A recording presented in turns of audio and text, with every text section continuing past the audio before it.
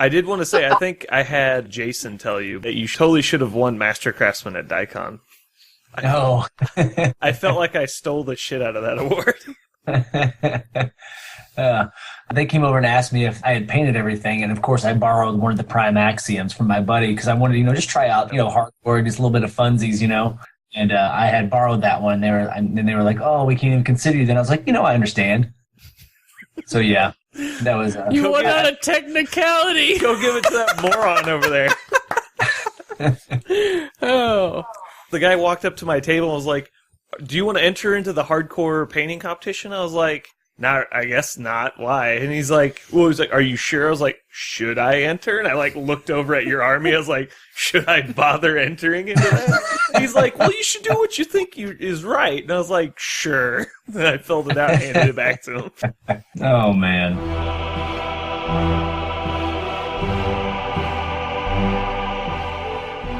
Hello and welcome to the Learn to Wargame audio podcast. This is episode 10. I am Brandon, or PG Mutilus on the forums, and I'm still playing Khador.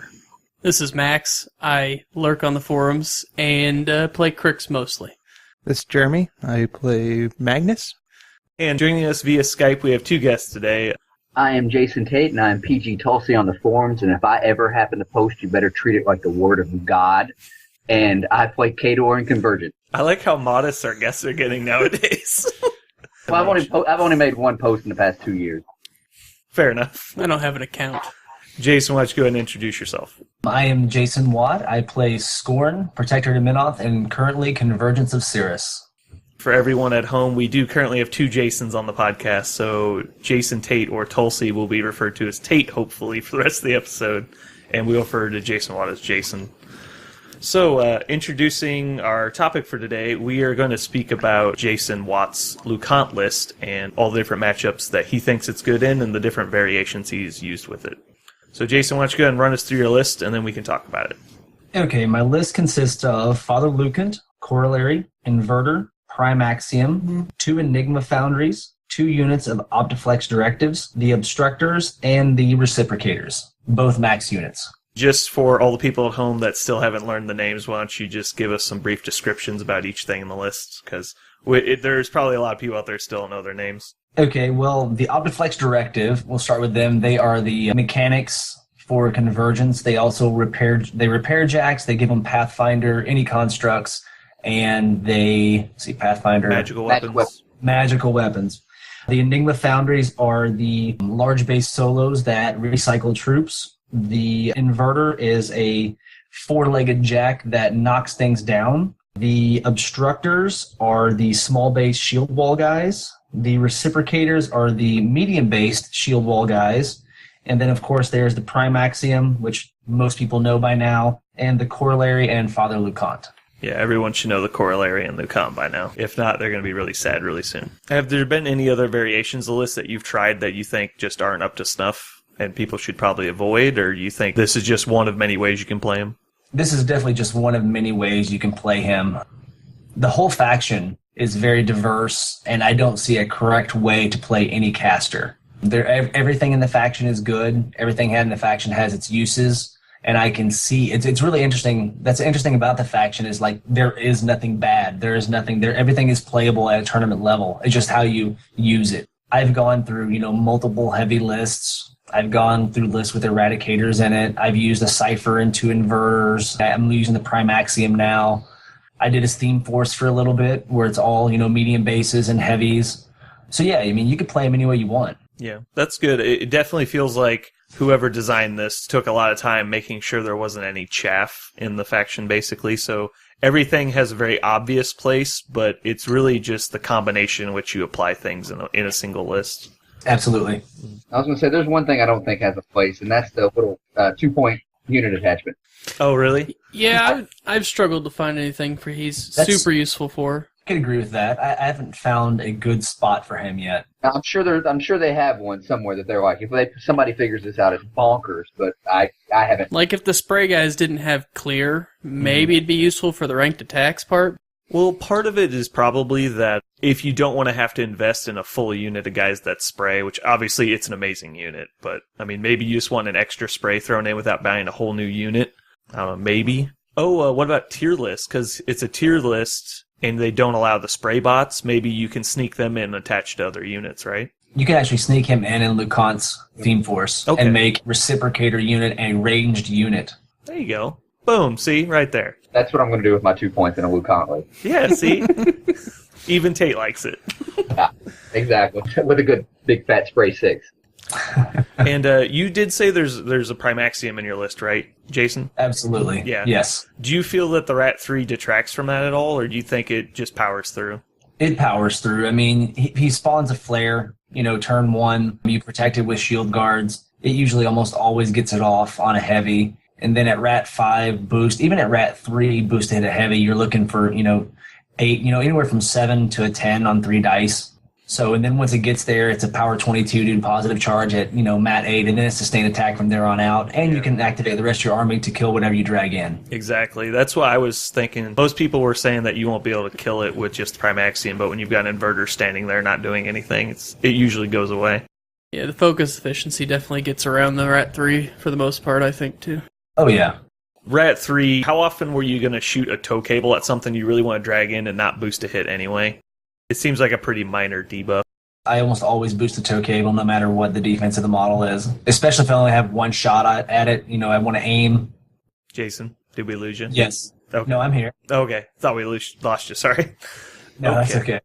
Were there, when you were doing your different list builds for Lucant, did you ever find something you thought was, lack of a better word, cute, like any nice little synergy combos that weren't very obvious, but you just ended up not liking? Not really. He's pretty straightforward. Mm-hmm. I mean, it's tank up the board, feed at the right time, and make your opponent cry. Okay. See, he's pretty straightforward. Yeah, it's fair. Charge there. Yeah, I mean, he's so durable himself. I mean, there's some cute stuff you can do with Clockwork Angels, where they're, decelled up the board, and then they kind of fall back just before, they get charged, and then your reciprocators move in front, then they charge over the reciprocators, and they, reform behind the reciprocators, and there's neat stuff you can do within the faction, but nothing in particular with Lucant. I mean, I get Watcher off a lot, because I put Lucant out there quite a bit. That's pretty cool with an inverter. You can just take the free strike and walk away and not trigger Watcher. Well, we'll probably just go ahead and start doing some matchup discussion on lists you'll probably see then. We'll probably talk about more of the list in those points as well. So starting off with Signar should probably be pretty good for Lucant. Starting, we have Haley 2. It depends on what the Haley 2 list has. It always comes down to that. I mean, if it's Thorn and a bunch of dudes, I feel pretty good. If it has a Storm Wall, I have to time my feet properly. So, I mean, obviously with Lucant, I'm going to want Haley to feet first so I can feet in return. So I feel that I think that's a good matchup for Lucant because D-Cell is going to hurt her guns more than it does mine, obviously, with my list because I have the Primaxium and that's it. And Power 10 guns aren't even getting through D-Cell. So if I feet, they're definitely not getting through. I think the Dude Swarm Haley 2 is probably, in my opinion, it's the strongest. But usually I think we assume it's one Storm Wall in this list. I think either way, it's probably a good matchup. I think Signar, besides very few casters, doesn't play well against Lucant. I feel the same way. Every time I see Signar, it's like, Lucant. I feel like that's definitely your strongest caster for their faction. Haley 2 obviously is going to be one of the harder matchups in it because she's just so strong. The only thing you'll have to worry about is scenario and not getting jammed out of it. Right. Because he is kind of slow, so you'll definitely have to worry about her coming up, feeding on you, and you not be able to getting into a zone or a flag or something like that. I think we're all in agreement with good on that one. Moving on to the next one, Kane 2. Oh, he's perfectly fine again. Super good? Yeah. I was like, this is just better than Haley. I don't even know if that's a question. Yeah, exactly. I don't disagree. We just go through all of them. So is there any specific points? Like, I don't think you even need to really be too scared of him. Lucant's so hard to kill anyway. Plus, with D-Cell and shield guards, it's just, he doesn't threaten Lucant at all, and he doesn't threaten hardly anything in his army. With his feet, he doesn't even get the Primaxium. A lot of time a Kane player will go after a Colossal with Kane's feet, and he doesn't even scratch the Primaxium with it. That could be a matchup that even Lucant takes one of the shots off the Primaxium. Yeah, exactly. Especially an early shot, you just make the later shots on the Primaxium worthless. Or you can be a baller and take his PAL 20. Yeah. What? Just take it. I've got 21 health, no big deal. Yeah, and then you just get your little wrench guys up there and you fix your boss. Mm-hmm. It was like you're in a league, boss. All right, moving on, Siege. Probably one of the not as good ones. Probably their best matchup against it, but I don't think it does. Yeah. Still has enough punch. One of the strikers, maybe, but... What's the power on Siege's gun? 15? 14. So he's going to be dice -6 if LeConte pops his feet first. And full cans, which he probably would do with that feet in the bag. But that's dice minus. That's not going to hurt LeConte. Exactly. The only thing I see with Siege against Convergence is if you're relying on the recursion, I think he's one of the few people that can reliably remove the foundries. I think that's his biggest ace card. I think that's really all he really does. That's probably true. I mean, you just have to protect him with shield guards. So we all agree it's still good, right? Mm-hmm. Absolutely. Awesome. Yeah. Moving on, this is probably going to be one of the lower rankings. Crix for starting off with Lich 2. Starting off with Lich 2, I would say it's playable but not good. You'd have to really protect your foundries. You'd have to only give up 6 guys per turn and take more than you give return, which is possible because if you can protect your Prime Axiom at Rat 5 aiming and then boosting to hit 2 rounds of Acela Spikers and letting the other ones roll, obviously, you can kill a lot of Crix models with just power 11s. And it doesn't rely on blast damage, so the Tixis aren't as safe against it, so that helps a little bit. Mm-hmm. I mean, obviously, they're hard to hit. And you would probably try to drop either a reflex or elimination servers every turn just for those additional, spots, spot removals. You think it favors either caster, or you think it's just a 100% skill game? I think it's 100% skill. Okay. I would agree. Yeah, I don't necessarily disagree either. It's whether or not you can dodge LeConte's feet and not lose too much to still retaliate against it. That's actually a good point. Probably the majority of the game determines on if the feats are played at the right times. Moving on, Denegra 1. We usually assume Denegra's 1 is in the kind of a standard shooting list Gun with list. like Nis Hunters, Boom Howlers, things like that. Which makes it fantastic. Yeah, which makes it not good. I feel pretty good about that one, too. He has Purification to get rid of her debuffs. G-Cell is good against the guns. I feel pretty decent about that one. Yeah, I agree with you. Yeah, I feel like this is an amazing matchup for you because he just can't get through enough. But in the same aspect, I don't think he's ever going to drop a Denny 1 gun list versus Convergence, but we do talk about each one. You could. My only problem with the Denny list is scenario play with LeConte. Getting him up fast enough to stop her feet. Yeah, I could see that. I mean, if she tries to pin you in with, boom howlers and stuff like that, to where you can't get your prime into a zone or you can't get the reciprocators into a zone, it could be a problem in certain scenarios. And, Denny 2's fallen out of favor, but I don't think she's lost a step at all. No. I think people have just remembered that Denny 1 as a caster. I'm not sure why Denegra 2 doesn't get played right now that much, but... I actually see Denny 2 quite a bit in tournaments. I do. She's basically trying to lock you out of zone, score 2 quick points, and then try to jam you out of the zone and score 2 more, and bank on that, last point. Yep. And it's very dangerous and very easy to do. But she dies really fast. If you get her with anything, she's like, oh, I'm dead this turn. Mm-hmm. Yeah, you have plenty of access to magical weapons to get rid of her one real defensive bonus. That's what I was about to talk about, that Convergence has easy access to that. When they give magical weapons, it gives it range attacks, right? Absolutely. Yeah. Okay. Yep. All right, so moving on to the next one, we have Gorshade 3. I'm perfectly okay with this matchup, actually. I played it recently at Daikon. He's hard to assassinate, even once you do stationary him, as long as you keep him close to the Prime Axiom. This Prime Axiom grabs your shield guard when, something tries to shoot you on Gorshade's feet. Usually his armor is high enough to where you can just kind of go through, all of Gorshade's guns, if that's what he brings. Yeah, I don't think he's going to be able to assassinate you very easily. Do you think there's ever a point in which he could attrition you down to a late game aspect, or do you think you win the attrition war? I think because of the foundries, you win the attrition war. Yeah, I agree. Most of the lists you see don't hit quite hard enough to, reliably remove reciprocators and things like that, so eventually I think you just win on attrition. What? Did you go up against the Tom Guan Gorshade 3, or was it somebody else? It was Tom's, yeah. With the Kraken in it? No, unfortunately at Daikon, he and I only hit at 35 points, so he didn't have his Kraken. He had Iacos with the Leviathan in that list. Okay, because he's got a different list now that he's got down. Have you seen that one played?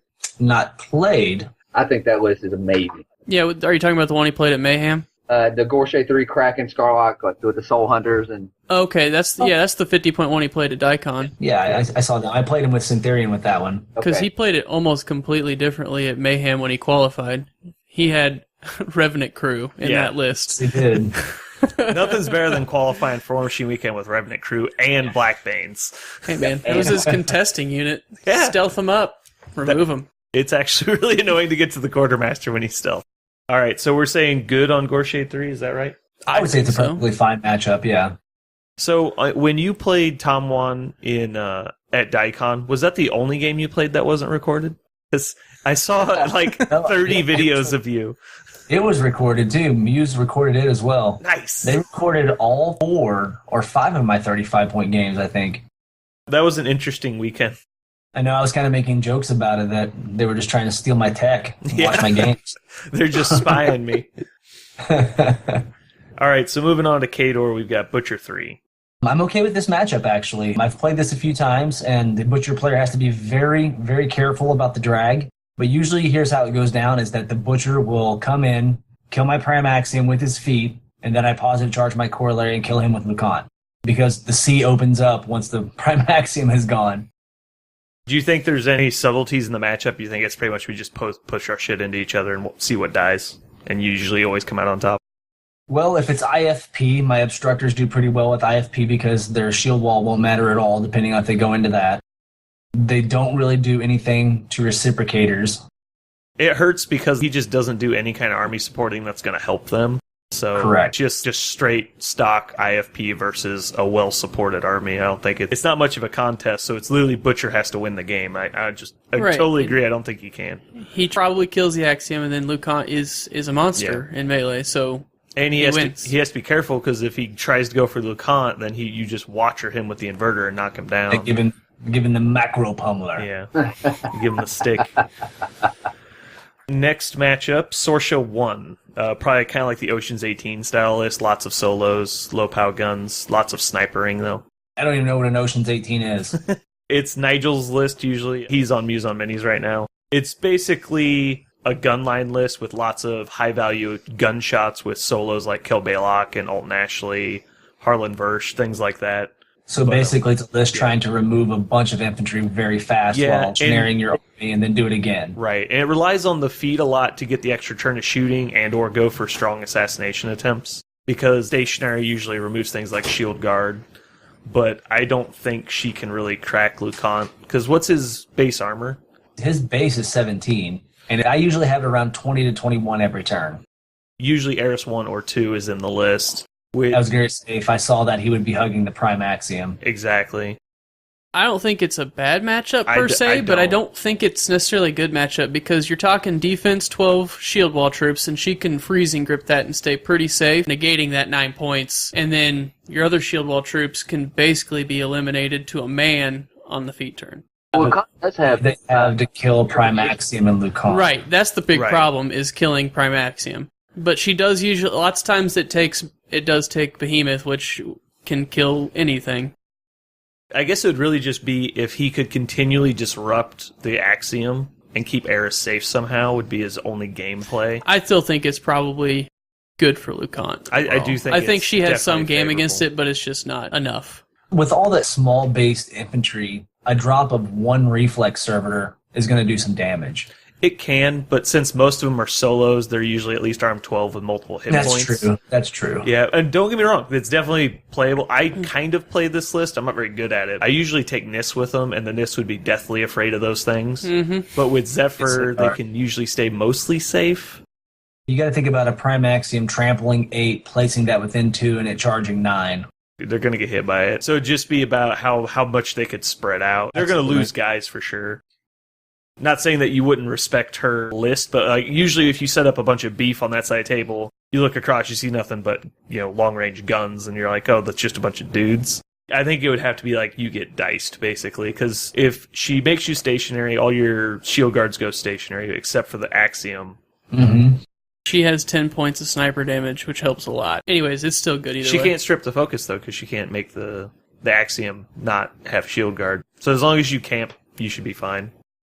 Moving on, we've been doing a Butcher 1 list, but I think we're going to switch it probably to Sorsha 2. I don't know. There's not really a third strong list in Khador that's defined differently than the rest. A lot of them just play really similarly. So we'll skip that for now. Vlad won. Vlad won. The Witch. Everybody stopped playing the Witch, and I'm happy for it. I just played her recently. I don't feel she plays that much differently than most of the other casters, is my only Talk thing. about a scenario monster. She can be. Her feat is straight up amazing. Putting Murder of Crows out where you can't get to things, your infantry can't. Pretty strong. That's the thing about Khador, though. They have like 8 great casters that are all like similar in some way, but none of them really stick out, in my opinion. I mean, she's definitely one of the best scenario casters in Khador. Do you think Old Witch would have a strong game against Lucant? No. No. No. I think probably if we were talking about worst matchup, it might be Epic Sorsha, but I don't know if that's true. It's probably up there, because she can freezing grip your medium-based Shield Wall guys. She can get removed from play with Shatterstorm, and her feat is actually scary if she uses it at the right time. That's true. I think she is probably the best game against Lucant in Khador. I think it's definitely playable. I think she has game for sure. I mean, the feat is always, it's always on the table, and you've got to be aware of it. And then with Shatterstorm, you have to not shield wall with your small-based units. Well, to be fair, the Shatterstorm is only a POW 8, so it's probably not going to hurt too many guys, but it's mainly the remove from playability. Yeah. I mean, if you're killing 3 dudes a turn, you're making headway on Lucant with those foundries. If you're removing them 3 a turn every turn. We'll say Sorsha 2 is our third Khador matchup, and we'll put that at playable for now. Moving on, Krios 1 from Menoth. So are we talking pop and drop Krios? Kind of. This is funny because this is actually the last episode we recorded was a Krios 1 list building. We got to Lucant, we were like, this is bad. I'm trying to think about it. I'm like, okay, 2 Reckoners and a Redeemer typical build. That's the common build. With 3 models that for sure can't be knocked down. The main problem was so much immune to knockdown and such high armor. Yeah, I mean, between D-Cell and his feet and the 3 shield guards he's surrounded with, and he can't be down. Yeah. And you're not going to get reciprocators with your guns either, so... I definitely think it's a good matchup for Lucant. Yeah. I think so, too. Yeah. Fiora 2, probably with a Bond Adjudicator, maybe 2 Reckoners or Templars, depending on flavor of the month, and then a Redeemer, and then some support and an infantry unit. So I've played this multiple times against this already, and it's a very good matchup for Lucant. I don't think the Bond is very effective in that matchup for the most part. I mean, cranking that Adjudicator up to PS 24 is pretty solid with Ignite and Battle. I mean, you can come in and all, nearly wreck a Prime Axiom on his feet turn, but then I've got 6 guys behind the Prime Axiom getting ready to tune him up, so you lose your Adjudicator, and then the game really tilts. I think he has a really hard time making a positive trade in that list. Because he's so slow, it's hard for him to not be super obvious that he's about to come into you. Yeah, he does out-threat the Prime Axiom, though, with Escort. He should be able to alpha depending on positioning. Right, but as long as you give him that turn as your feet turn, yeah, he has problems. Exactly. And Lucant does not like fire. He doesn't? He doesn't care about fires, more like it. Yeah, I was going to say. Next matchup in Menoth is Harbinger. This is an interesting matchup. You can push through her feet with yours because you can advance 1 reciprocator and then shield wall with the next, and her feet doesn't scratch the surface. Yeah, once you get there with the second guy, as long as the first guy doesn't get one shot at you, should be fine. He shouldn't at dice -6. He should. He can't. He can't die, yeah. He physically cannot. So, I mean, that's an interesting matchup. It's obviously, she has nearly as much attrition as you do. Fortunately for you, though, awe doesn't matter. So you're really worried about her feet and the gumming up of the errants, because the guns aren't going to hurt you too bad. No. So I definitely think that's a pretty favorable matchup for Lucant, but it's definitely a playable game for Harbinger. You think you're advantaged with Lucant, but it's not enough to say this is like... it's probably like a 60-40 matchup? I would say that's a fair bet. Okay. So we'll leave that one at playable. That's going to depend greatly on player skill, too. True, Exactly. yeah. She is so good in certain scenarios. Yep. Yeah, we always try and assume that it's as close to as possible as a perfectly even skill game.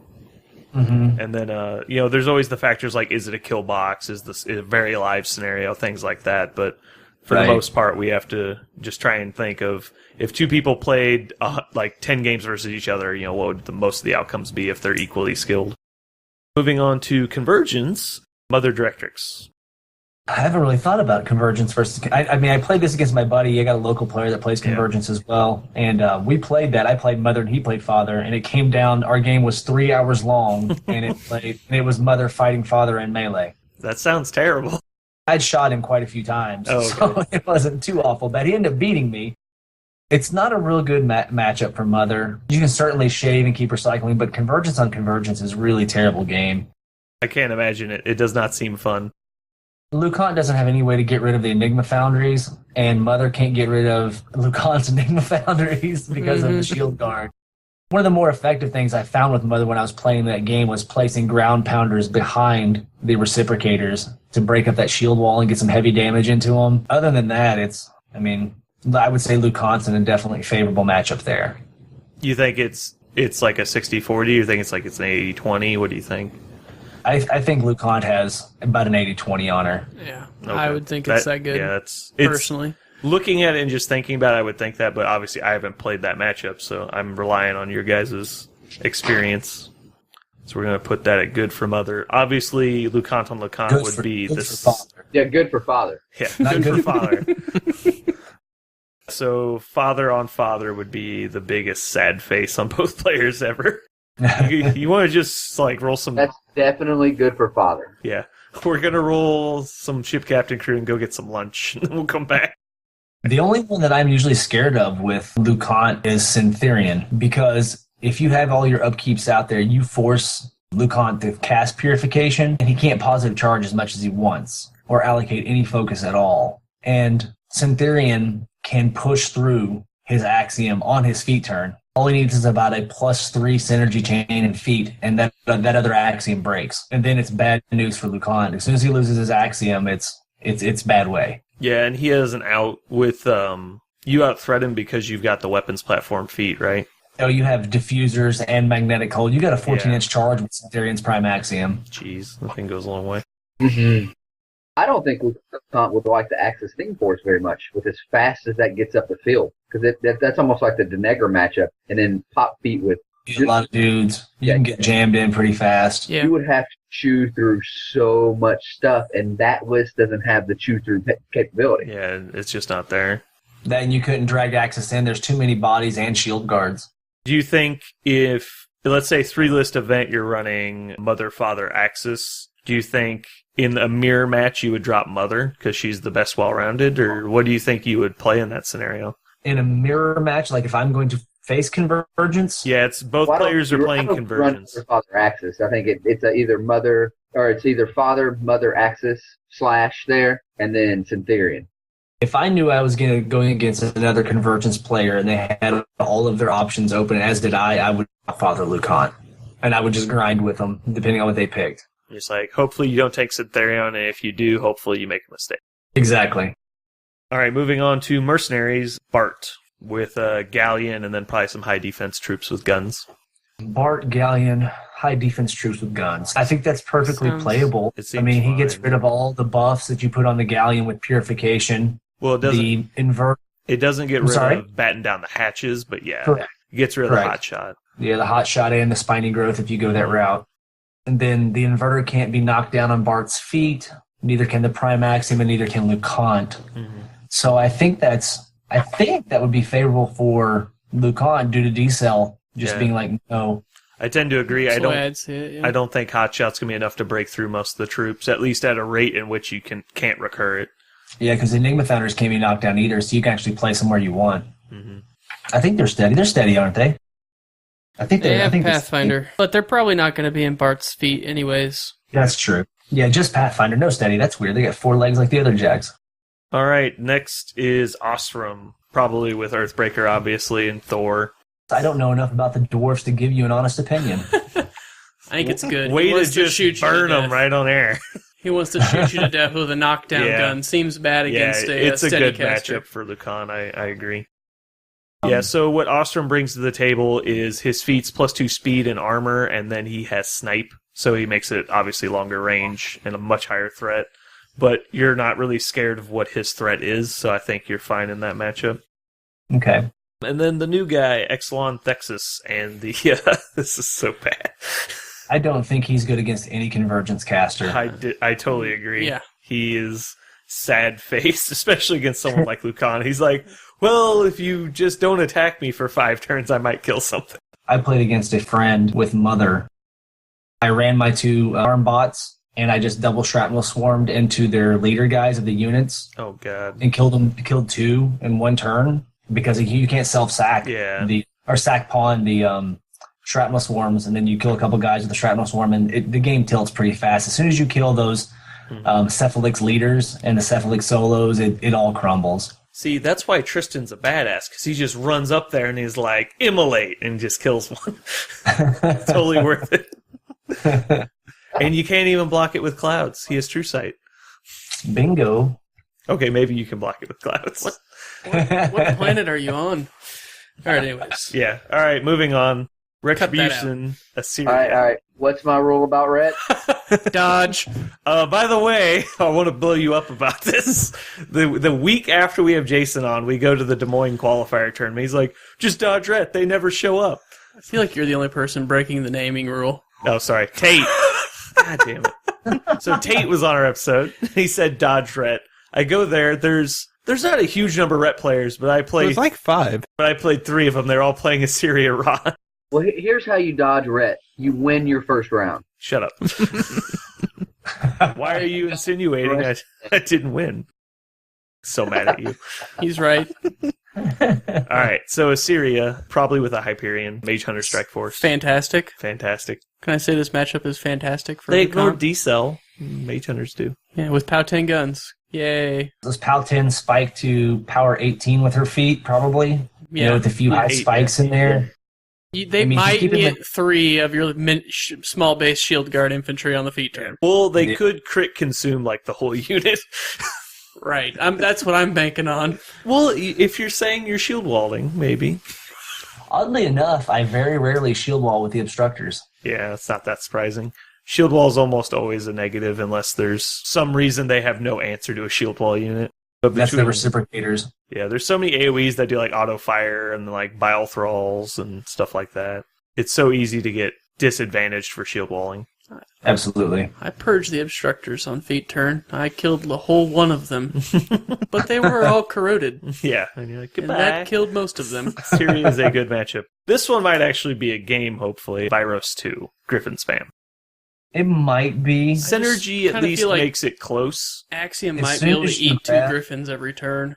Yeah, as soon as you grab 2 Griffins out of that list, yeah, it usually falls apart. It does. And the instructors ignore the shields on the Griffins. I wouldn't say it's good for Vyros. I wouldn't either. Definitely as a game, but I don't think Lucan's going to get assassinated by a Griffin. Yeah, I think it's a fine matchup. I think it's playable. I mean, it depends. What is there like? What about 10, 8 Griffins in it? 7 to 8. Usually more like 5, and then there's shield guards and maybe a heavy. Yeah, it just depends on how you're playing it. It might be less if they're running a heavy. Yeah, I don't know.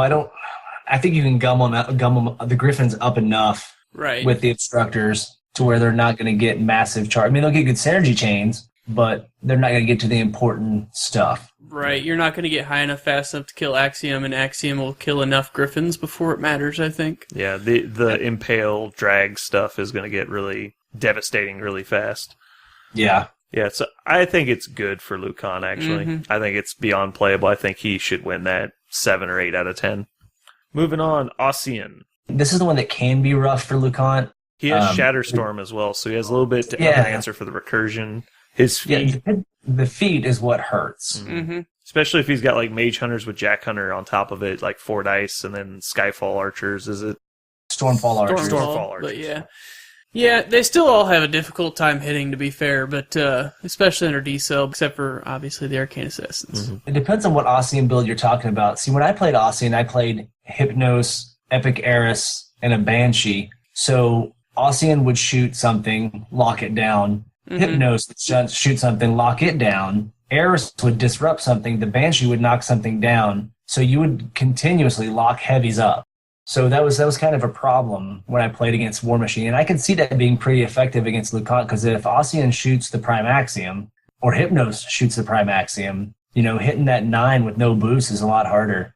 They're trying to drag him in. So I definitely think that could be a toss-up either way, depending on the list build, but from Ossian.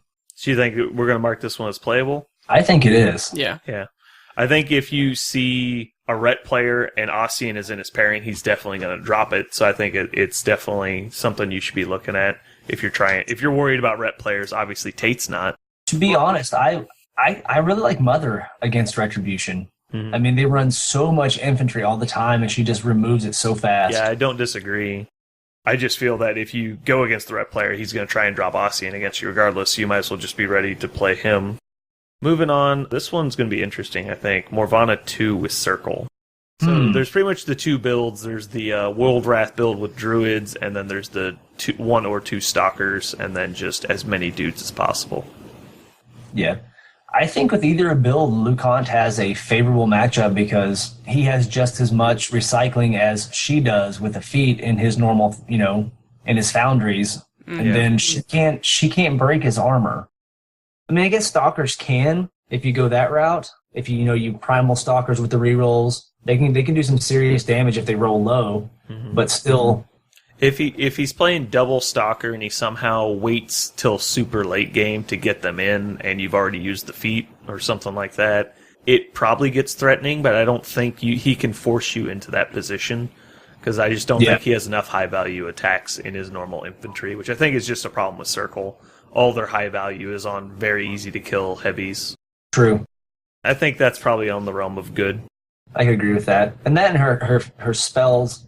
I mean, Carnivore doesn't work. I just don't think she can kill you with the Assassinates that a lot of other people are scared of. He's just too tough. That's true. Yeah, like even if he does the standard kills on Arc Note, bring it back behind you, and he can't kill you unless you spend down to 0. Even then, he's 17 with 21 boxes, and she's throwing power 12s at you. Yeah, it doesn't work. Yeah, and you still have shield guard, so he can't even do the Reeves trick where he shoots you and then does a Sikkim attack. Correct. Even with that, I don't think he still kills you. So. I feel like that's just a gotcha ananymore. It I is. don't know if you see the Reeves and you haven't figured it out, like, just kill the Reeves. And you're like, okay. I remember the first time Ryan from our podcast, we were doing a game, and he tried to do that, and I was playing my Butcher 2 list. I ran a single Doom Reaver over to them, and they broke and never rallied. He was like, this is the worst list ever. It's so hilarious. Because it was like 14 points of his list was just completely nullified by a single Doom Reaver. It was hilarious. Moving on, Chromac. Chromac. Now, this is a guy that could probably kill Lucant with a double teleport. Yes. With Getorix. So he might actually threaten Lucant just by himself. You'd probably require some really good dice, but he's actually a threat. As we're Morvana. Chromac himself? Yeah, because when he beasts out, he's like POW 15? 14 or 13. Is he 14s? Okay. But yeah, it's not too high. I'm not really scared of Chromac himself because he has a 13-inch threat. I can measure that. Oh, yeah, you can stay safe. I'm just saying you need to at least pay attention to it. The thing I'm scared of is the double teleported Getorix to my forehead. Yeah. Because, I mean, he'll kill me on full camp. Maybe. He armor 24 and he rolls in at POW 21. He never has to boost a hit. Yeah, dice off 3. Yeah. He just... he's got wild aggression on him, dice off 3. He probably can, but it's actually probably not... It's below average for him to kill you, because he comes in at mat 9, your defense, what, 14? He's only 14, but he's rolling 3 dice to hit because of wild aggression. So you're 98% chance to hit, coming in at dice off 3 without a charge. He gets 7 per hit. Well, it's not boosted damage, right? He's just a 21. He just buys and boosts. First one he boosts, buys and boosts, and then buys. So yeah, I guess it's a little dicey, but he could go for it. If he just rolls it out, it's dice off 3 does 4 per swing. He gets 5 of them, and that times his miss chance does 19.6 damage. So it's real dicey. Yeah, but you should be worried about it. So yeah, I don't think I'd like that chance. Yeah, and that's on an absolute full camp. Yeah, that's definitely someone to be careful of. And he brings enough heavies to kill Axiom. Warpath and Berserk can get through some guys. I don't know how well they get through the reciprocators, but he can dig pretty deep, so you gotta be careful not to lose whole units. It's the same situation. He could kill, 2 to 3 reciprocators and sprint a turn. I don't really like that matchup, to be honest, now that I think about it. I think it's playable for Lucant. Yeah. And Bestial, you can't positive charge very easily if he's being real aggressive by staying up there and keeping Bestial on everything. It's not too bad, but with Bestial, you can't get Warpath off, you can't get any of that stuff going. Oh, you can't even purify him. Right, Yeah, because it's I didn't think 14. about that. No, actually, never mind, I lied. Lucant's got 16-inch control That's because true, of Coloria, yeah. so he's good to go. So that's not as bad. Damn that model! Oh. Yeah. Maybe he could keep you pressured off, keeping Geterex like 4 inches in front of himself, or something like that. Like the perfect distance to where if you move up, I get a chance at it. I don't know. He doesn't have a way to stealth his stalkers, does he? Gobbers is the only way. It's not an easy way, but it's there. And that's if there's no forest. Drag on the is table. scary for anything. It's funny, the Prime Axiom makes people play dumb. It really does. I've played against people with it now, 2 conventions, and the way I see people play because of Prime Axiom on the table is completely different than I've ever seen before. Are you saying that you think they over-respect the drag that it does, or...? No, it's the fact that they have to respect it. Okay. It's the fact that they have to, because if they don't, they lose a heavy. Because if I find out a way to clear a lane, I'm up 9 points. Oh yeah, it's the same when the Galleon first came out. Everyone was freaking out, and now it's just Prime even Axiom better because the Prime Axiom can't fail. It's as soon so as it much hits. better, and you get a backup if you miss. You can just hard roll the first one. If you miss, you're like, all right, I'll boost the second one. You might not even have to spend a focus to hit someone, even if you're at 3. Back to Chromac. Final thoughts on that pairing. Did you say it was bad, or you just think it's on the Playable. bad side of playable? I think it's playable. I wouldn't want it if I was going into a tournament, I'll say that. In the hands of a good player, I wouldn't want to see it, because I'd have to be constantly on my toes. So, someone of your skill level, out of 10 games, how many do you think you win? I think it's 50-50. Because, I mean, it's all about base placement, too. Oh, yeah, definitely. I don't disagree at all. I think it's right there. I want to say I think you pull it out slightly more often, but it's definitely right there around the middle ground. Moving on to Kruger 2. This is one of the lists where your lower speed might actually come into play pretty hard. Yeah, that's he's kind of rough on Convergence, I've noticed so far. Stormwall kind of hurts things. Depending on the Kruger build, which usually consists of quite a few heavies, you're going to have to really protect that Prime Axiom. It's pretty common to see him with Geterex as well. Exactly. So what are your initial feelings on this matchup if you see the pairings come down as Lucant, Kruger 2? My initial feelings are, what scenario is it? So, Fire Sport? Fire support, that's the 2 flags split in the middle and objectives on either side of the flags. I'm okay with that one, because I can push Lucant pretty far up the board. Okay. And that one, even right behind the Prime Axiom. It's the one where Kruger can grab the points and stay in the zone and push you away. Those are the ones that hurt. I'd say that's probably a 50-50 as well. Yeah. Yeah. So, And that one's kind of rough. Both of those casters are a little rougher on Lucant. Definitely, they have the tools available to them to be scary, for sure. Mm-hmm. This next one, I'm not sure about. Initial thought is interesting. Veil 2 from Legion. Oh, wait. We're forgetting about Lucant's worst circle matchup. what's that? Kaya. Kaya 2? Or Yeah. Kaya You trying to 1? be funny, Tate? I feel like there's a story here. Inside joke. He got beaten Daikon. Oh, nice. Why'd you lose to a Kaya player? Because they rolled really well with their dice. Nice. When they charged Lucant. So would Yeah. you say you got Nathan Hoffman in that game? Maybe. Going back and looking at the game, Jason was telling me about he attacked was it a stalker instead of killing the dog? Yeah, I made a mental error. There Oh, was a that's right. I do remember primal this game stalker now. that I shouldn't have bothered with and just killed Kaya's dog with my obstructors instead. So target priority. Yeah, target priority is very important in this game. I hear that's what makes you good. Especially a primal stalker. The stalker that's going to frenzy on the shifting stone next to it. Exactly. Okay, Veil 2. I love that matchup, to be honest. If you kill the Scythian in the list, you win the game. Yeah, I just feel like Legion really suffers from the fact that they're semi-pillow-fisted anyways, and then they don't like an armor skew. No, not at all. The There's- Angels are dice straight on the feet turn, so whatever they armor pierce, you can repair. Yeah, and then they do nothing. And then they're within, aiming drag distance or, charging distance. Yep, absolutely. Do you think you're even at all worried about Veil's normal assassination? I don't think you die to 2 obliterates. Oh, they double blitz? Absolutely not. Yeah. I just don't... How many focus is Lucant usually camping on your average turn, do you think? It's on an average turn, it's 3 to 4. Okay. Yeah, that puts you to pretty safe range. He has so Because many you're- boxes, Yeah. he could be naked and probably survive. It Probably. should survive it. You're upkeeping against her. You're upkeeping Watcher and casting D-Cell. That's about it. Even sometimes you don't even cast decel because you have your repair guys. Mm-hmm. And you know they shoot your heavy and you're like, all right, I'll walk up and repair what you just did for this turn. So good matchup on Veil 2. Moving on to Saren. That's an interesting one. I think that really comes down to how the feats fall in timing. It is How the interesting. feats fall in timing and if she has anything to break armor. Because if she comes in with 2 power 17 Scythians, I don't think they're killing the Prime Axiom. No. I mean, that's in the end their problem. I mean, even Angels, they do damage for 1 attack, and then it's done. They don't have a way to get rid of the Prime Axiom, and then if you feat afterwards or on the turn that they get their alpha, there's not a lot to be done, and then you have plenty of repairs afterwards. Exactly. So you think you power through this a lot of the time? I think he would power through that matchup. And like I said, if you can grab a Scythian before her feat or before they can, charge you with the drag, it tilts the game so hard. The thing I like about this list the most is you have like just enough jam and it's just hard enough to get rid of that a lot of these hard alpha strike armies just can't quite get to your like nougaty center that you're gonna last out through the game. Yeah. So good on Saren. I would say so. Moving on to Thagrosh 1.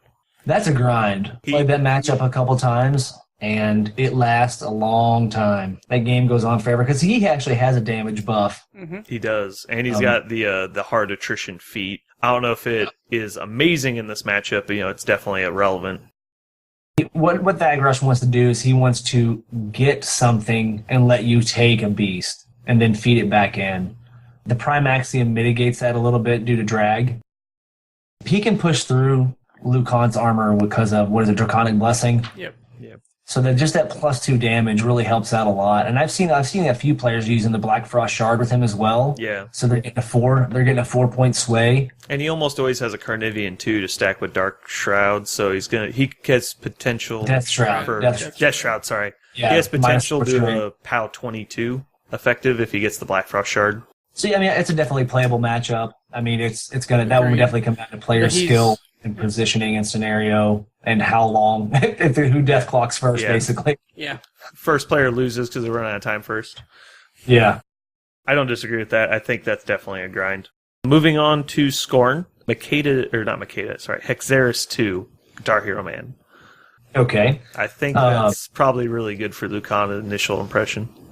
Well, to be honest, a lot of Scorn is bad for Convergence. Fortunately, I've been playing Scorn for the past 7 years. Forever. I know exactly what my opponents want to do. Yeah.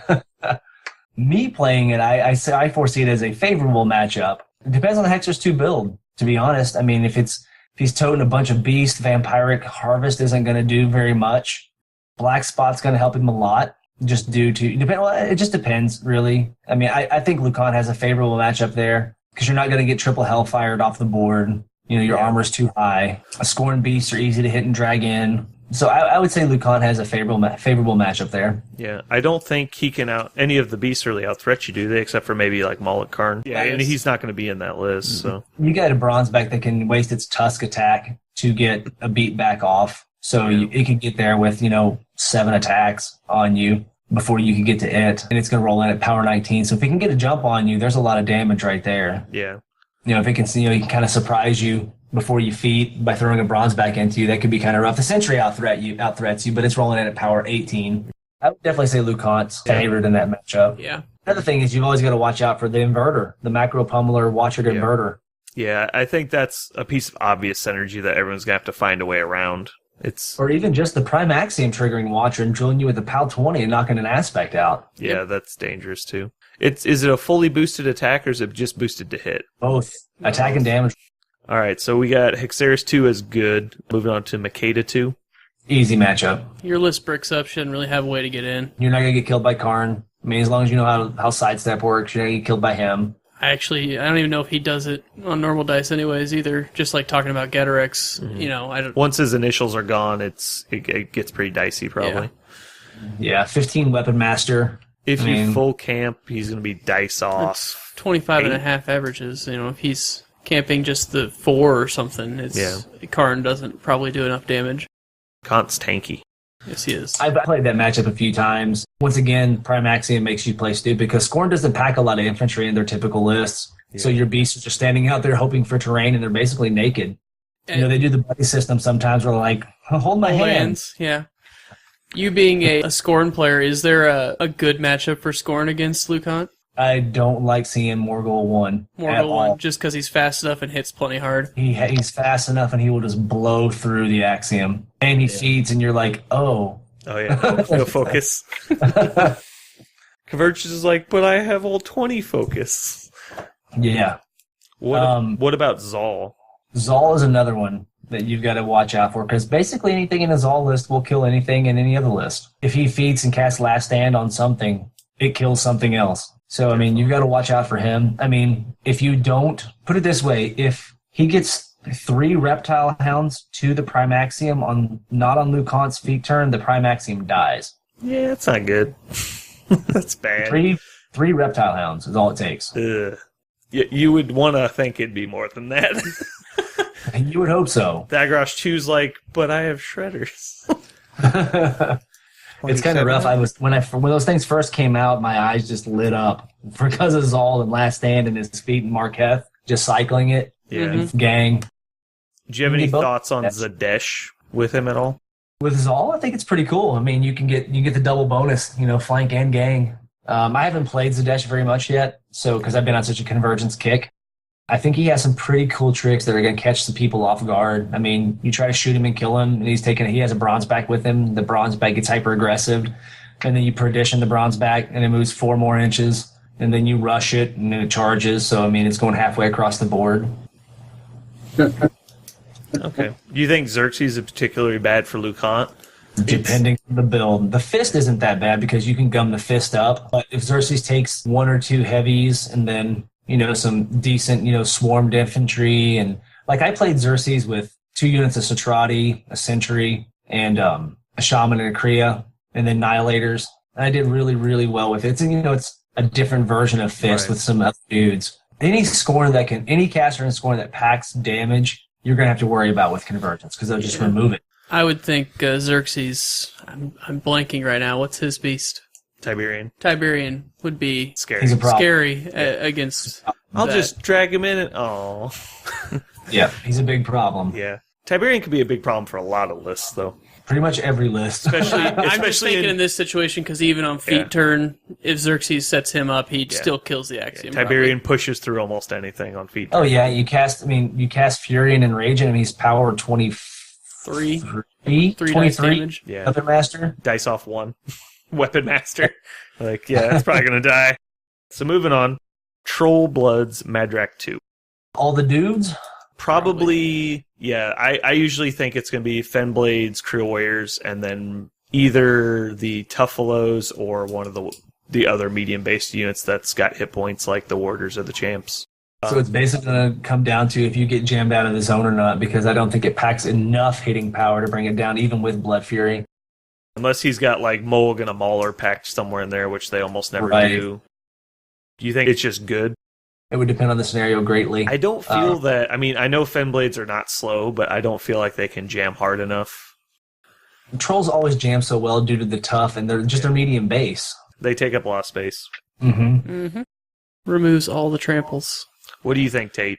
As soon as you mentioned Trolls, my first thought went to what Lucant doesn't want to see, and it's the Borka no quarter tier. Oh, the family reunion? I think that moves that would so probably be not good. fast that he would have a hard the boom howlers and advanced move boom howlers with Iron Flesh and Tail of Mists and Creelstone bonus and Feign Death. He's not going to care too much about Iron Flesh. Yeah, it's mostly just the fact that they're 4+ tough with Feign Death and Arm 18 immune to continuous. They just take forever to kill regardless of the fact that they're cheap. They're not cheap, but they're not expensive. And then he runs like 3 units of champs behind it. Actually, with Trolls, I think it might be a big game of list chicken, to be honest, if you're playing in a tournament. Because if I see a bunch of dudes, I may pull Mother out. But if they pull a bunch of heavies, I'm like, ugh, maybe not. So I think Madrak is probably a good matchup for you. I generally agree. I don't think he'll be able to push through it. This one's going to be quick. Grim 2 is a good matchup for Lucant. Or any variation of of Grim or Troll shooting. Moving on, Runes of War. I'm curious of your opinion on this. This is a tough one because A Mulg will remove a prime axiom, and the walls are a problem. So it's going to depend greatly on what I can keep in front of prime axiom. That will be the biggest issue. I think Runes has a slight favor on this one. Okay. Yeah, see, because you have actual play experience with these, and I wanted to make sure that we got your opinion. They're packing 3 heavies that just punch hard. Yep. They're always behind the walls. Now, if they come out from behind the wall, it's all go. If you can grab one. What's the POW on the inverter's weapon? The macro pummeler's a 20. But do you know the POW for the Earthborn? Oh, the actual POW? I can get it real fast. Yeah, I'm looking up now, too. We're all grabbing our phones. It is... 8. POW 8. That's like the 3rd highest in the game? Kovas is number 1. Kovas number 1. We always want to do like an unlike the Allies with like Doom Shaper and 3 Earthborns and then like Zal and like, here's Kovas. Oh my god. It's like, is POW 30 good? He's POW 30. Like, god damn it. I guess that would depend on how far Doom Shaper's willing to come up to get rid of Watcher. Because if he sends a heavy in and I can macro pummel your heavy and get it off my axiom and then take your heavy or even drag a heavy. The inverter is immune to knockdown, right? It is. Okay. Yes, that helps a lot because he can't knock you down with a Rune Shaper first. Yeah. Same way with Lucant and the axiom. Do you always keep it to where like the inverter's always within 2 inches of Lucant so that you will always get Watcher if they move up into melee? Pretty much. Basically, I run a pocket. The prime axiom's like on the left or the right. The inverter is basically right behind. The corollary is behind Lucant. So Lucant's in the middle of all 3 of them with 3 shield guards around him and then Watcher up. So if you come in on the axiom, the inverter has the option to go over there. If you come in on Lucant, the inverter is right there. Or if you come over on the far side of the axiom, it's a little too far for the inverter, so the prime axiom will just take the punch. And I think, if I'm correct, if you're base to base with the axiom, no matter where you come in, you'll be within 6 inches of Lucant to trigger it. If they stop at max reach, they'll be out. But yeah, if they have normal melee range, they will always trigger it. That's what I thought. Okay. Yeah. It's because it's 2 millimeters short of a 5-inch base. So okay. So yeah, if you're up a little bit on the axiom, directly opposite of Lucant would be just out. Okay. Yeah, I mean, if you go to straight reach in front of him and he's standing beside it, you probably still trigger it. Yeah.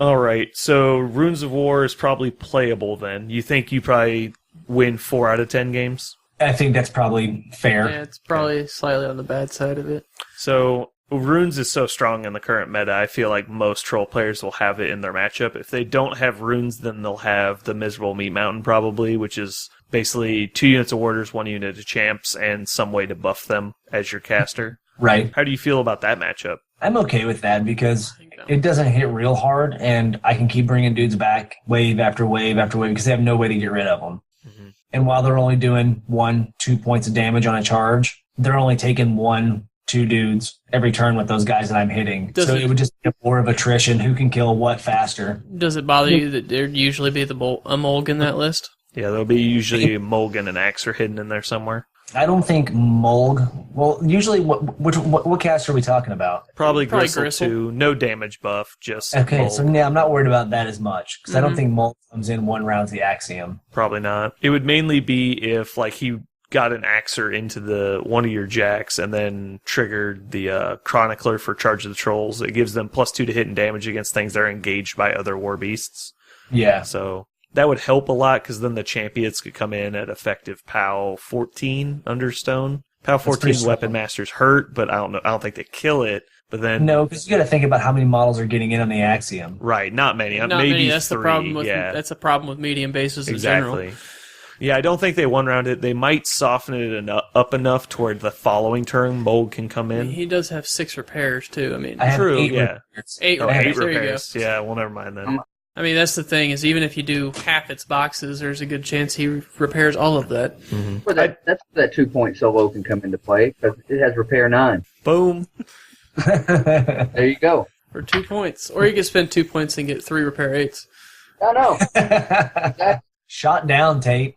Well, I kind of knew that was getting shot down. I'm trying to find something. I've been sitting here reading it going, I don't get it. That's why Tate's been so quiet. He's just been like cold sweat staring at his war room, reading his card. Unit attachment. No, I've got the book out. I've read his fluff, thinking that maybe it would say something about it, like he did something amazing. Personal chosen bodyguard of Lucant. Yeah, nothing. I don't get it. To be honest, I think I play Syntherian against trolls in general. Yeah, it seems like a good matchup that way. Yeah, Syntherian's pretty good at a lot of stuff. I mean, even if you're behind a wall, my Axiom charges you 14 inches away and then blows your heavies up when he gets to combat with you. Now, in a two-list situation, do you see a problem playing Syntheria on Lucant? Do you feel like they cover kind of the same matchups, or do they cover each other enough? Obviously, we just went through all that, and except for Rask. We got one more. Let's just go ahead and finish up. And they're all pretty much good, but... Yeah. Well, before we get off trolls, why don't we see Calandra a lot more? Because she's not Runes of War. And everyone has to be the popular kid and play Runes of War. She is so good, and she hurts so many matchups. She is. It's not as bad as you think. If you've got a +2 to attack spell, you completely offset her. The problem is the matchups that she's bad in, she's really bad in. There's so many people out there that can give like global defense debuffs or like knockdown feats, stationary feats, just like Dark Guidance. Like Dark Guidance just crushes you. Like there's no way you can play that game. I like her. I think she needs to come back. I think she's a good caster, and she's got a lot of fun tools. I think it's going to be a while before she comes back. You know, you never know. With all this new stuff coming out, you know, they keep bending the meta, so we'll see. Yeah. So let's do the last one real quick, and then we can talk about theories of Convergence. Rask from Minions. He does have Fury. It's a little bit... I like this matchup as well, to be honest. I think it's fine for Lucant. He's going to feat to keep me off of him, but his gators only threaten 10 inches. Yeah. So I just don't come in on him on his feet. I just back up a little bit or just let him put charge a few you. things. I just let him charge me a little bit. You know, not all gators are going to come in at 10 inches. So I feel perfectly fine with that one. Yeah. Even with Fury, he has problems removing things. Yeah, I agree. Even with Fury. Because he's obviously going to feat first. Yeah, he's going to feat first. And you could just walk right up to him and feat and just be like, go ahead, do what you can. And then you just punch back harder. Positive charge is really good against medium-based troops. It is really good. All right, so good on Rask. All right. Yes. Summarizing bad matchups. We did Syntherion. I don't think that's a bad matchup for Lucant, but I think it's a playable one. Yeah, but it's playable. I think Syntherion can get through Lucant, is what I was saying. So it's a game. Yes. And Runes of War was the other. Yeah. Runes is the one out of all those, I would worry about Chromac and Runes. Sorry, I'm just writing all these down. That's good dead time on the podcast. That's awesome. He can edit it out. Well, no, if we're quiet, it automatically gets cut out. Oh, well, I'm not going to be quiet. So. Now that you've talked about it, Why did it's you going tell to him be very obvious that this happened. Oh, man. We can talk about how Paul George was playing for the U.S. national team just a few minutes ago and tore his leg all to pieces. Ugh. He had to be stretchered off the court. That's a shame. That's a shame. Indiana just, I could see that. Larry Bird just, his head's twitching right now. Okay. He's not a happy man. I think I've gotten all of them down here. All right, it looks like there was no bad matchups that we found, apparently. So we need to look harder. We've got Sorsha 2, Syntherion, Lich 2, Runes of War, Chromac, Thagrosh, Kruger 2, and Harbinger. I think Harbinger probably doesn't deserve to be on the list with the rest of these people, but she is a very good caster, so I mean she's respected. That's probably a true statement. She probably, with all those other casters, it's completely different. I would say she's not on that list. Yeah, she's probably one of the favorable games that just barely makes. She's good enough that she brings it to playable, but she's not bending the matchup at all. Right. It seems like all these things are just obviously very solid lists. These lists see play a lot. Yeah, the more I look at this, the only thing I think you need Mother against would probably be Lich 2. Oh, yeah. And I think all the rest of these can be solved by Syntherion. But yes, Syntherion has the same weakness against Sorsha and Runes, probably. But I feel like Syntherion actually has game against Lich in certain builds. He definitely does. But he may lose effectiveness elsewhere. Yeah, the problem is if you build for the other 6, then you're probably losing some to Lich too. Well, the cool thing in that matchup with Lich is that you can magnetic hold a unit and leave it alone for the game. Oh, yeah. And just shave all the other stuff off. Magnetic hold the Bane Knights and shoot everything else to death. Max is shaking his head no for the record. But it's not like, no, you can't. It's like, no. Yeah, it depends. It depends on the list, honestly. It really does. They do have some Dispel tech that is pretty good for offensive upkeep. They have Admonia, which you never see with Lich anymore. You do see her with Lich. Yeah. I haven't seen her in a while. They took all the, like, I saw Lich players take all of, like, the stuff that was additional, in the list. The chaff. Yeah, all the chaff and put total offense in. Just as much offense they could find. Start put all divers in for the knockdown and stuff instead of, Admonia and the witches. The liches, not witches. I feel like you never play without the 6-point solo. Yeah. Tom 1 seems to make it work. What do you mean? He played Mort Neighbor out of tier for the longest time because of that model. Yeah, that's the only reason. In most games, he's like, this model's useless. Okay, so one thing I wanted to talk about is the Legion matchup. I think Legion has been a very strong presence in the meta nationally for a long time, and I think the combination of Runes of War and Father Lucant dramatically changes their presence. Yes, it does. I am curious if, and not only that, but Signar as well, and even Menoth. Like, if you looked at our meta a year ago, it's like Legion, Menoth, and Signar had a very strong showing repeatedly. I'm curious if one of the, because you see these lists that we're coming out with nowadays, obviously they're looking at things like that, and I feel like almost like Convergence is an intentional nerf to those three factions. They're certainly rough on them. I'm curious if maybe it was an attempt to rebalance the meta, and because I do feel like Signar is kind of around the top. I'm not saying they're overpowering. In a game of single percentages of better than the other guy, they are probably pretty close to the top. Well, you should probably look at how things fell for Signar. They're struggling, and they get a storm wall. Exactly. And since it was one of the first ones released, I feel like they might have just missed a couple things. I feel like you could erase 2 rules off that thing and still be fine. Or it was intentional. Maybe they wanted to give them something to just make them command back into the game. Maybe they wanted to sell Signar models. Maybe. Hey, no one does that. I think it comes down. There was a thing floating around Facebook, so Watt really knows about this, that was talking about League of Legends, where, they have a caster, and I don't know, I know zero about League of Legends. Let's just get that out there right now. I believe, are you talking about the intentional imbalance? The intentional unbalance of the game. If somebody wants to repost that on Facebook, that's an amazing little, 5-6 minute video to watch. Yeah.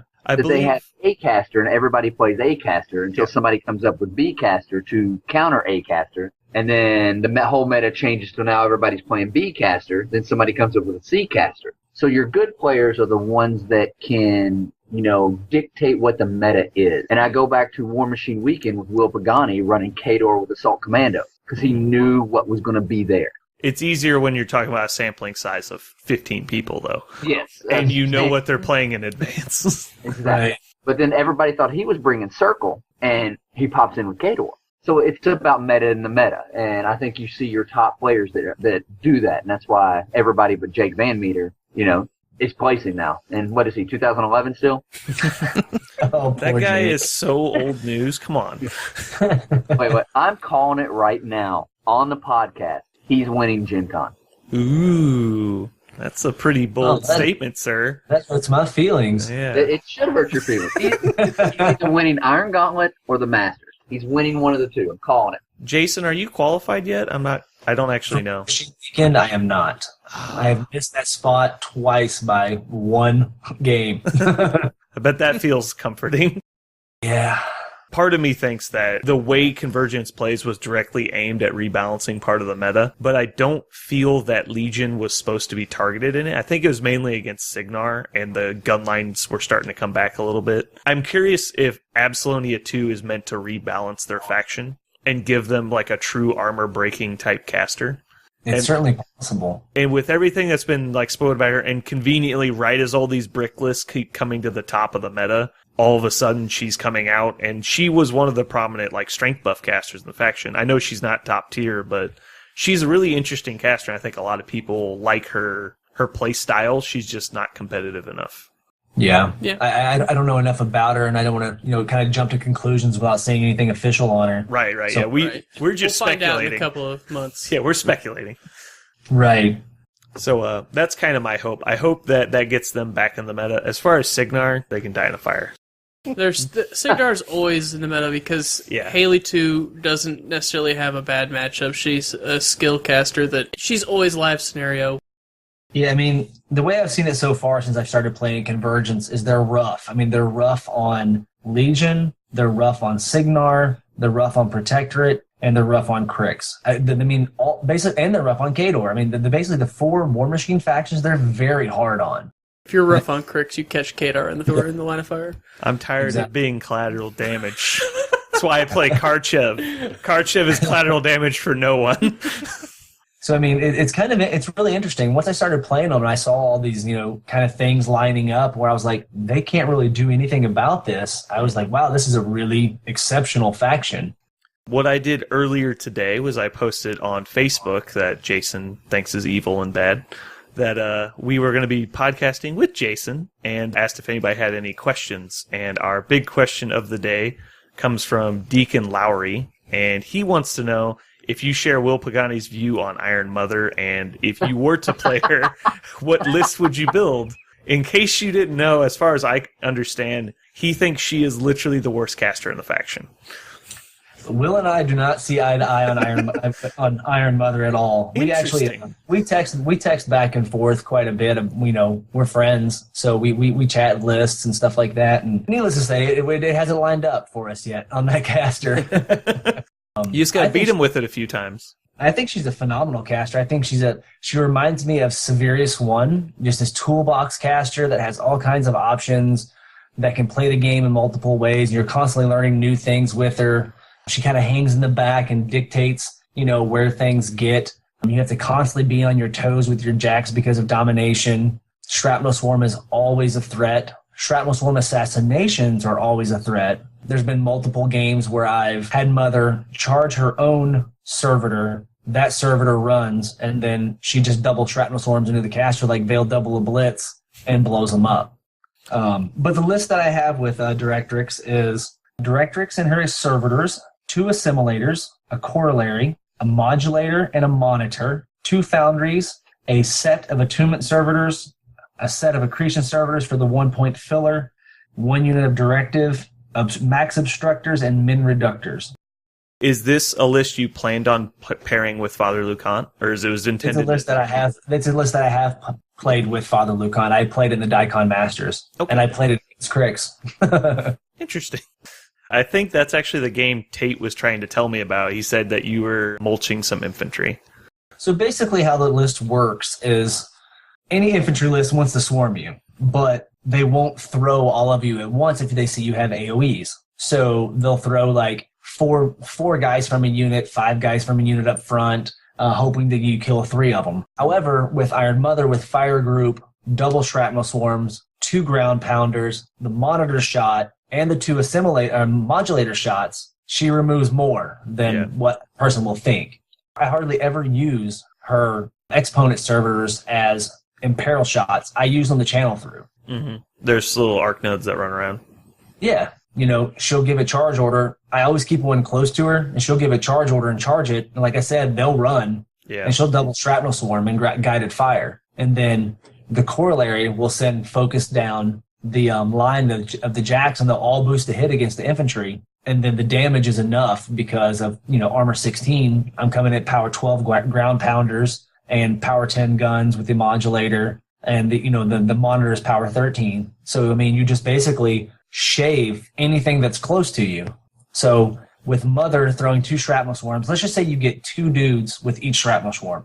Say you get unlucky and only get 2. And then you've got 2 with each ground pounder, a shot from the monitor, 2 shots from the modulator. Let's say you get 2 with that. So you've shaved 10 to 12 right off yourself. And then you run 6 to 8 obstructors in front of your jacks, and that's all they get out of it. But then you put 6 backs with your Enigma Foundries.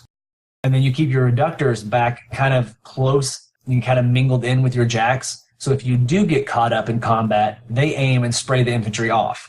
That game that I was playing at Daikon, I was able to shave probably 60% of the army in 2 turns, but basically without losing a model. That sounds good. It It was kind of mind-boggling. Yeah. I mean, because basically what has to happen is once your obstructors go in front of your jacks, they have to send stuff in to kill the obstructors.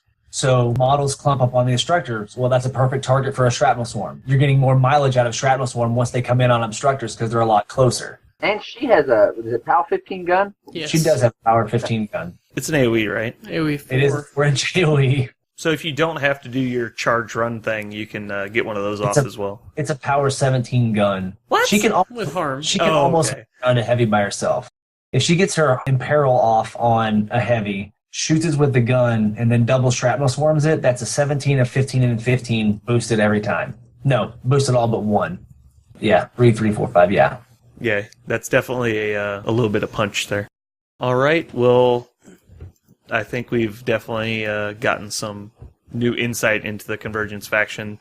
Unfortunately, like I said on the last podcast, we haven't had a lot of people playing it around here, so it's good to see someone's taking a hold of it and definitely trying out all the different aspects of it, and we're getting to hear about it.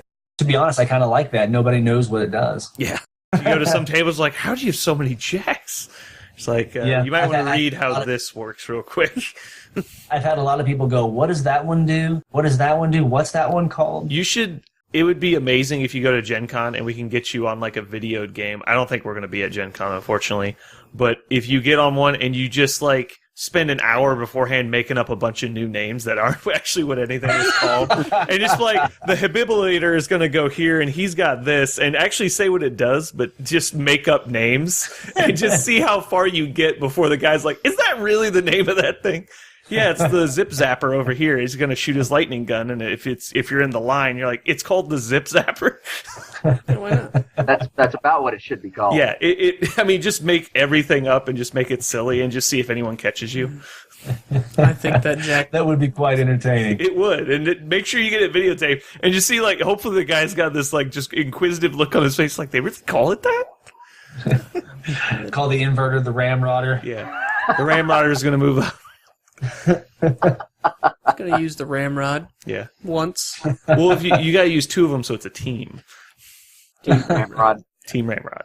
Now, the one thing we haven't even talked about is the TEP. That thing is... the battle engine. I'm pretty sure they regret what they've done, and they're just never going to release the model.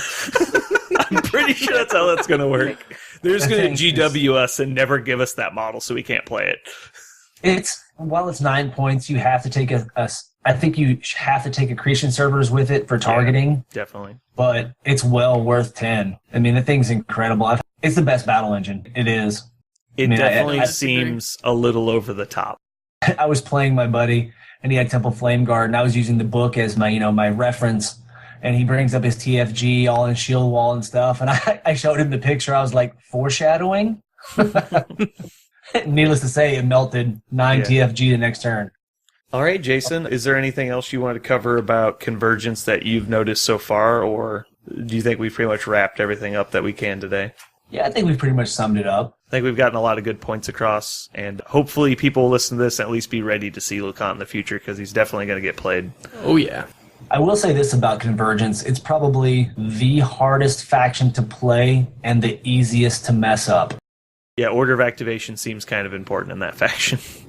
Yeah. I don't think you'll see this faction, like, heavily in the tournament scene, because, I mean... I think they're going to kind of be like Ret for a little bit, but not because of... Because Ret for, like Tate says, just win first round, you'll never see a Ret player, but it's not going to be because of they were struggling because of lack of options for so long. It's going to be just because the people who play at a competitive level, to relearn a new faction is just going to be like a year or two from even now. For your average player is going to have time to have assembled and painted and then had time to actually play them to a high skill level.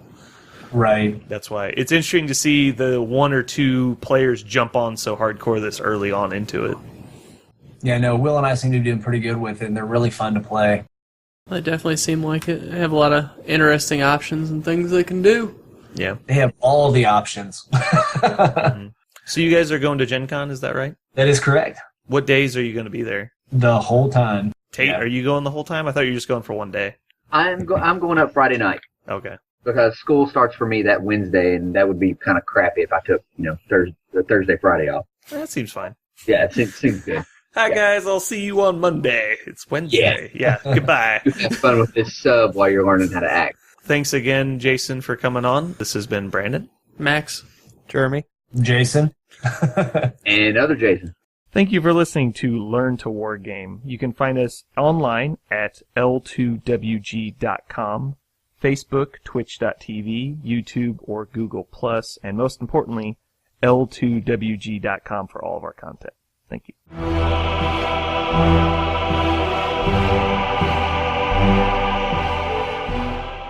Jason Watt. We are going to call you Jason for this episode, and Tate, we're going to call you Tate.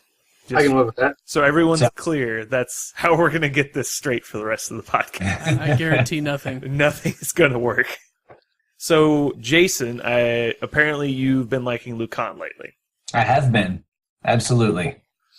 Cool. Sorry. This is a fun time. That was probably the best I've played on an hour of sleep.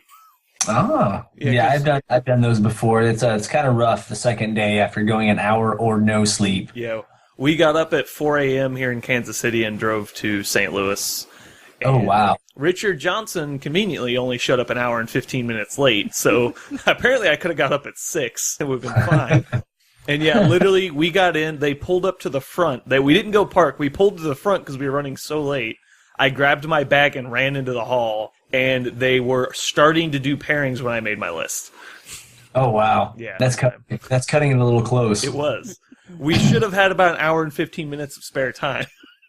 Hopefully Richard listens to this episode. Just give you guys a heads up. I posted on the Convergence forum and on not the forum, but the Facebook page. See if anybody has any questions while we're podcasting. I doubt we'll get anything, but we'll see. Okay. I can post a question. Thanks, Tate. Will make you feel better. Much appreciated. What's Facebook? Yeah, so Jason, apparently, you don't do the Facebook? I don't Facebook, no. Thank God. Somebody barely else. Skype. Like-minded individuals. Smart person. I can barely Skype, so. I did cancel cable today. I saw that. Stepping up to the real world. Yeah. That's all right. I pay for cable and don't use it, so it's okay. That's the way more tech way to do it. It only costs like $100 a month. It's not a big deal. Yeah, no big deal. $1,200 a year. Find that in my, We have a package deal. I find that in my pockets. Yeah, It's no we big deal. have to have internet, and the package deal is pretty affordable. So Well, we used DirecTV, so we had. Yeah. And we liked it, but we just couldn't. It was $126 a month just for the cable. that's ridiculous. Exactly. So we said, you know what? We're done with this. And it's basketball season. I'm all right. I can watch them over your house. I really like what you still owe me a bottle of wine, by the way. I don't know what you're talking about. Get this on the podcast. That's the best thing for a podcast, just personal drama getting drug out onto like a bunch of people that don't know you. We bet Kentucky versus Louisville, and somehow Louisville went up by like 60 points. They were up 18. They were up 18 points, and Kentucky ended up fighting back.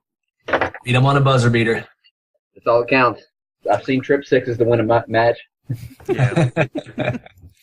Did any of you guys watch our videos on YouTube? We just posted a Nathan Hossman video from Crippled System where he got like the worst dice rolls in history. It was pretty funny. Nothing's better than being videotaped while you roll the worst dice of your career. It's on video where he just walks away and the clock just sits there and rolls for like 12 minutes because he's taking a breather because of how bad his dice were. Yeah, he's playing Carrier Group versus Durgan in Highborn. There's this unit of gun mages that he deems invincible during the game and then tries to prove himself wrong repeatedly. So in one turn, he shoots at them a little bit with one of his axioms. Then he casts a boosted shrapnel swarm at them while they're literally in a pie plate formation. Would have probably killed all of them if he hit. Misses on a boosted 7. Then he's like, all right, I'm upset. I'm going to walk away from the table. So, because, he knew he was upset. He wanted to get his mind right. So he walks away. He hangs out with the judge for a minute. He's like, all right, I'm good. He comes back, finishes his turn. His opponent is having a great dice game. He goes to him again, boosted shrapnel swarm at the gun mages because they didn't move. Miss. All right, that's literally the last straw. I can't take anymore. Casts it again, misses. And he's just like, I don't know what to do. Like, I seriously don't know what to do. So then he spawns a reflex servitor and charges the gun mages, misses, and fails to break armor on dice off 4s on 4 of them, and then does 1 point to the officer. Oh, no. At which point he's like, I'm done. Like, I'm just done. Wow. Yeah, and then they talk about it for 20 minutes, and everyone's like, I was watching that. That was ridiculous. And he's like, I'm glad this was recorded. No one would ever believe me. Yeah, those games. They happen. It is a dice game. All right, well, I think we're pretty much ready to start. Okay. So you have your list ready to go? Yeah, it's here in front of me. Let me yank open the war room again. It closed down on me. Okay, so we'll give you 10 minutes. Surprise! No, it actually works really well on my phone, shockingly. Can I have your phone? Do you have an Apple product? I do have an Apple product. Okay, I think it works slightly better on there. It definitely works better on the iOS. It seems way clunkier on the Android software. Yeah, I'm up and running, guys, so whenever you want to start, we're good to go. All right. I'll probably start. We'll do introductions, and then I'll kind of introduce you guys, and you can tell everybody at home about, what you play and, different things about you. Introduce yourselves a little bit. Okay. Jeremy, do you have anything to say before we get started? I hate your face. All right, thanks. I have a lot of confidence now. You should wear a bag next podcast. I should wear a bag over my head to do an Why audio do you think cast. I moved you? You moved me so you'd have to look at me. I can't hear the third person very well. Okay. I didn't even know there was a third person. Yeah, our tech guy who forgot to turn on the damn microphones probably just now turned his mic on. Okay. Yeah, you mock me, that's fine. I turned the microphones on. He can turn yours off at any time. He probably will. It won't surprise me at all. Are we good, Jeremy? Yes, we are. Do we want to do a sound check? Go ahead. Check. Anyone else say Mic check 1 2. Check. Thanks, Jason. Check. You're welcome.